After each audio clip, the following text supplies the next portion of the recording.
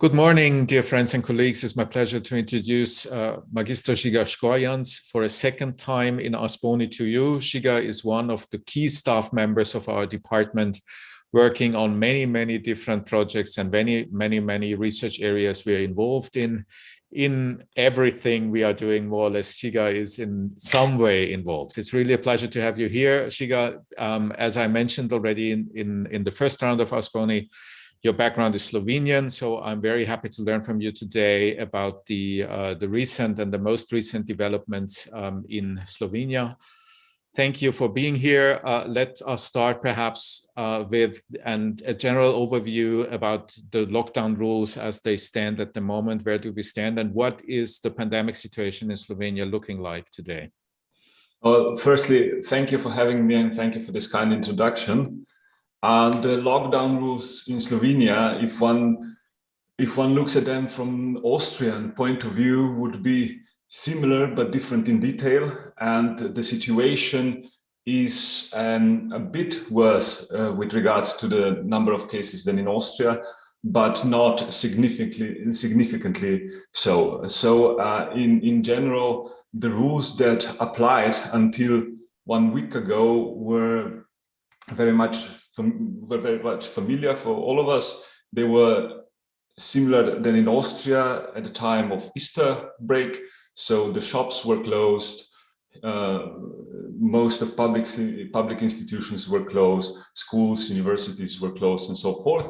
But after the Easter break, Slovenian government did something radically different than the Austrian one. Namely, they opened up all of these activities because they promised in advance that before they imposed the Austrian lockdown, they promised to open everything regardless of the numbers afterwards.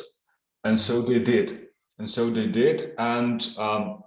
actually the shops opened up, the schools are reopened, even the bars, the outside areas of bars are reopened, except for 1 or 2 regions where the number of cases is significantly higher than in the other parts of the country. Meaning with today, almost very few restrictions remain. So basically Slovenia is getting ready for the summer. And why is this? Is this because of the summer and the touristic season, or is it because of legal reasonings behind it, or different approaches to the danger? So what is the reason for opening everything?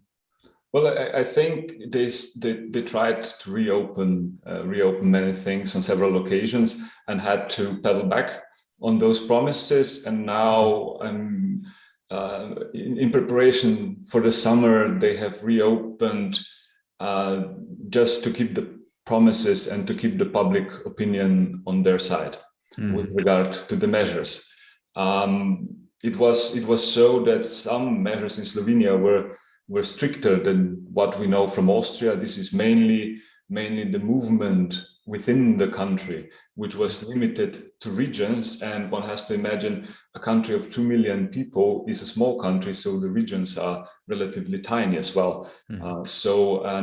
Before restriction of movement to the regions, there was restriction of movement to the municipalities themselves. So in this regard, the measures were stricter. There was also a hora legalis in the evening, so no movement outside after 9 o'clock in the evening, and then after 10 o'clock in the evening. So in order to persuade the general population to carry those measures with the government, this reopening was promised in advance and then implemented.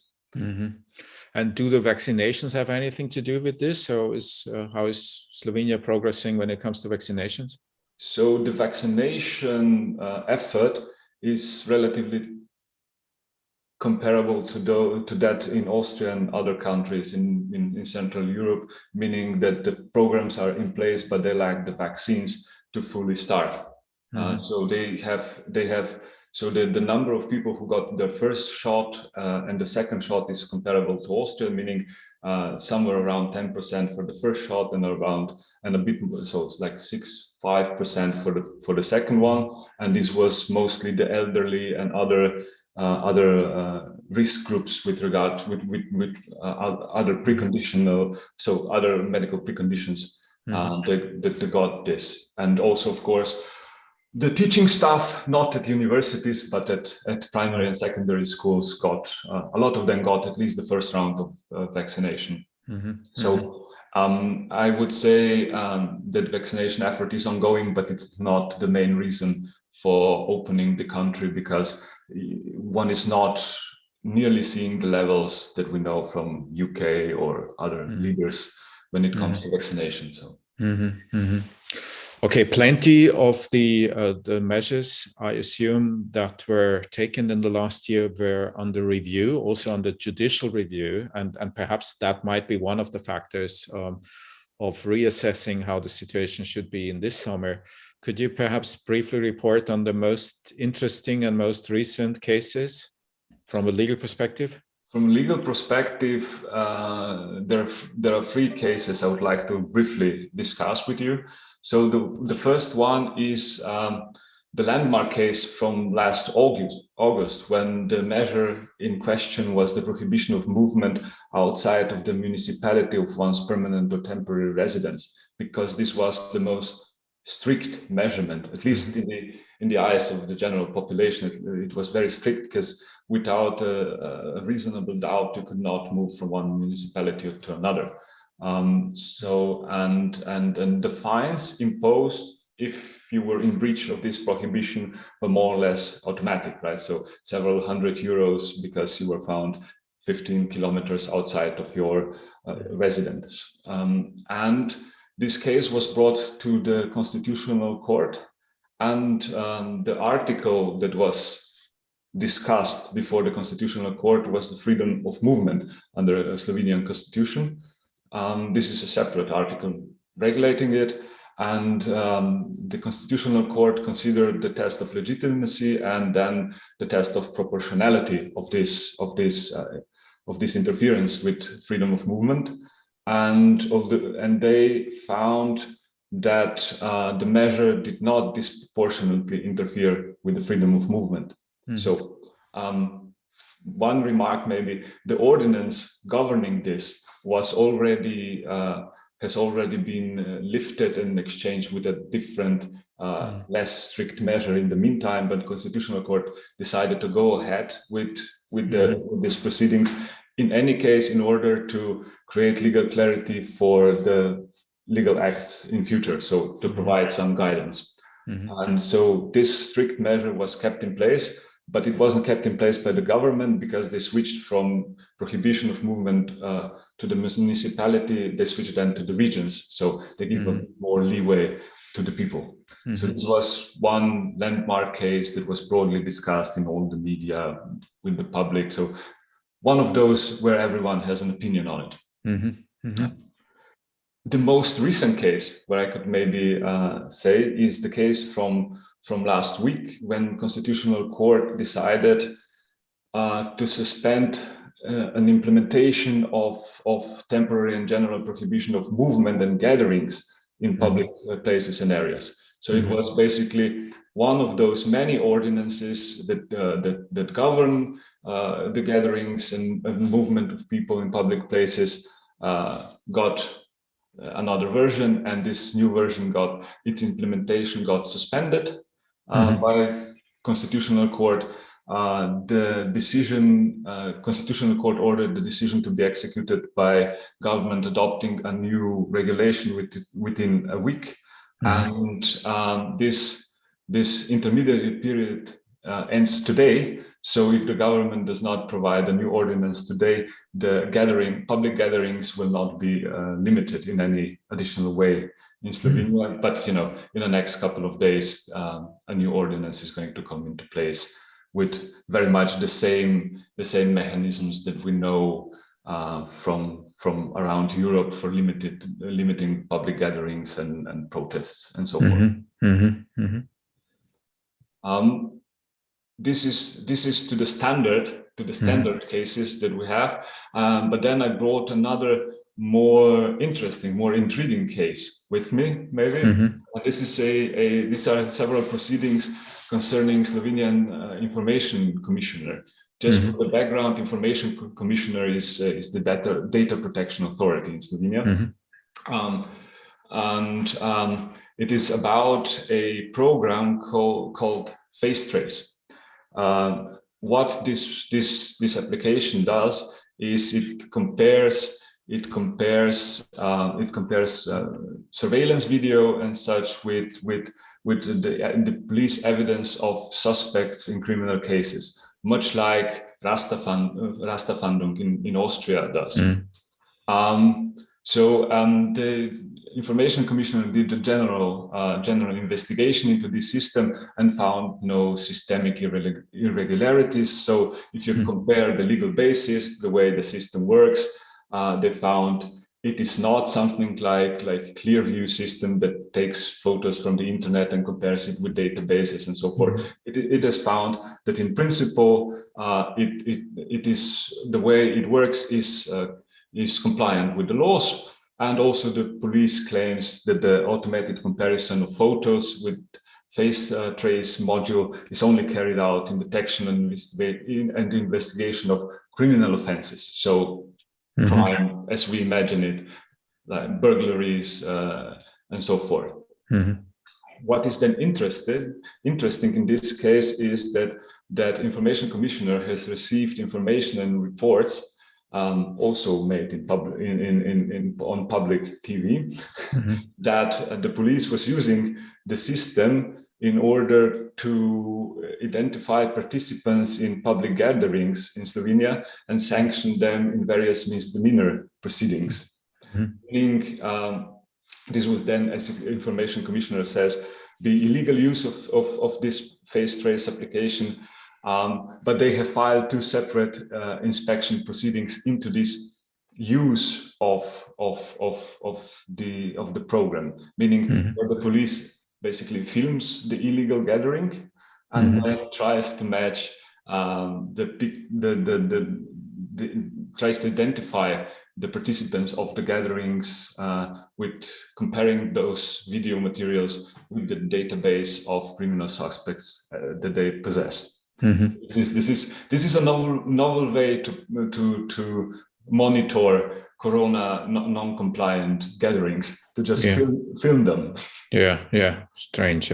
And is there a decision on this already, or is this still pending? No, this is still pending, and the police maintains they have not done so. So basically, they've kept quiet on doing so or not doing so, but they have stated that in the future no gatherings will be filmed, so people do not have to be afraid of this. So maybe it was a decision of trying to get ahead of themselves.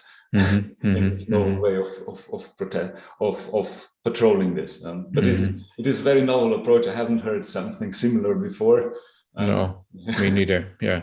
And how important is the threat coming from these gatherings? So is there a strong movement meeting each week, or is it just a minority, a small amount of people? No, one of the gatherings where a complaint has been launched that it has been filmed was a gathering of a few hundred people. So this is not this protest rallies against Corona measures are not a large movement. But one of them, one has to say, one of them in Ljubljana a couple of months ago turned a bit violent, and police identified from surveillance videos quite a few of those participating in damaging public property and so forth. And they knew, it turned out back then that they had information, so that quite a lot of those people were known to the police, meaning from football hooligan scene and so forth. This argument has not been used as a valid explanation why one would film such gatherings, because obviously they changed police tactics, and gatherings from then on were without larger incidents, right? Yeah.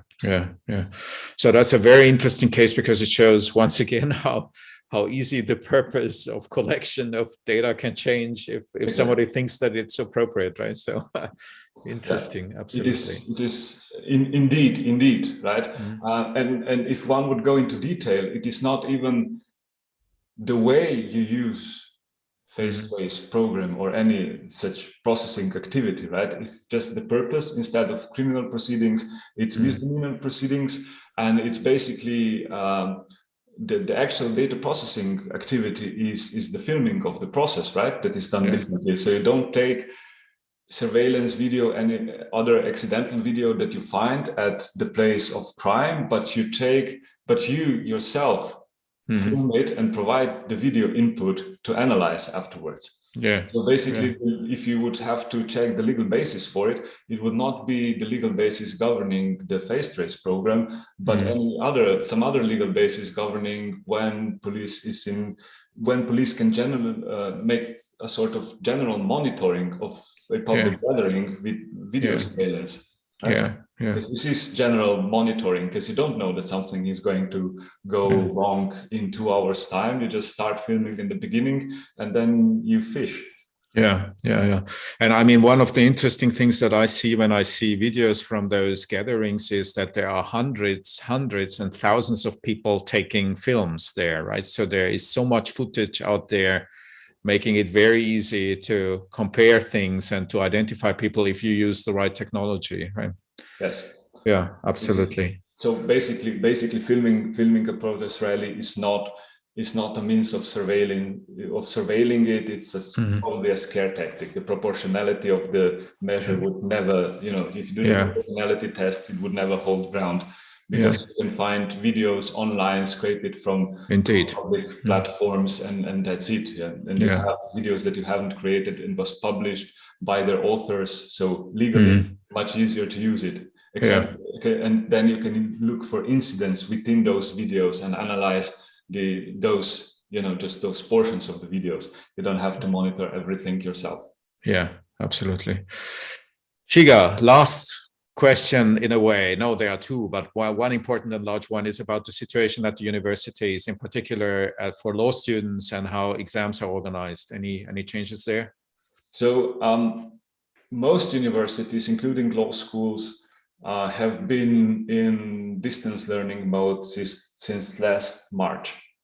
At least law school in Ljubljana tried some hybrid version of teaching in last October, with 1/4 of the class being present in the lecture hall at the university and 3/4 participating from home online.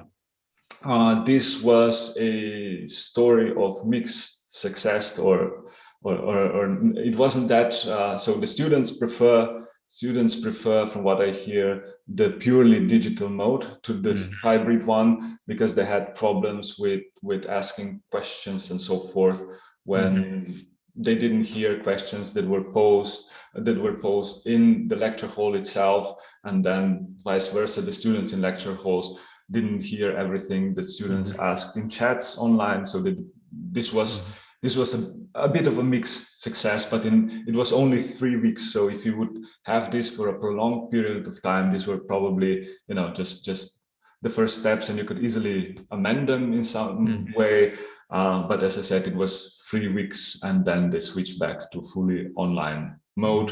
And this goes to the exams as well. So exams are fully online as well. One thing that we have that is different than what we have in Vienna is that some written exams were changed to oral exams. And this is due, or they have now a written and an oral part. This was possible due to the structure of the exams, because you usually have one exam per topic. So for civil law, you would have only one exam. You wouldn't have a oral exam and then joint exam with business law written together afterwards. So they could amend this a bit, which I found interesting, right? And with regard to the written exams, because the oral exams are in Zoom and nothing spectacular. The written exams they have external, the students have to have external cameras turned on that show the screen and the keyboard, and they have to have mics turned on so that you would hear if they were talking to a different person. I don't know if this is effectively monitored, but if the students have to do these things, then they know they can be monitored. So from what I hear, there were several cases where students got caught cheating, but it wasn't a widespread phenomenon. And one additional measure that I forgot is that randomly students are picked out randomly during the written exams and are called, and then they have to show the whole environment with the camera where they sit, so the whole room, so that they check. I don't know if they're checking if it's a closed book exam, if they have books underneath the table or something like that.